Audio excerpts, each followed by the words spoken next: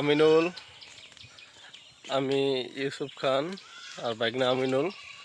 আমরা যাইতেছি, আমাদের এদিকে ইলেকশন হইতেছে, ইলেকশনে দাওয়াত দিছে আমাদের এইদিকে ওই নবাব এখন। উনি আমাদেরকে কালকে রাত 11টার দিকে দাওয়াত দিছে, মানে আমাদের পুরো গ্রামে দাওয়াত দিছে। তো দাওয়াত দিতে দিতে দেখা যাইতেছে যে আমাদের 11টা বাজে গেছে। যাইতে বলছিল 3টায়, এখন বাজে কয়টা? 4:41। আমাদের লেট হয়ে গেছে, মনে হচ্ছে কি সবকিছু শেষ, মানে কিছুই পাবো না।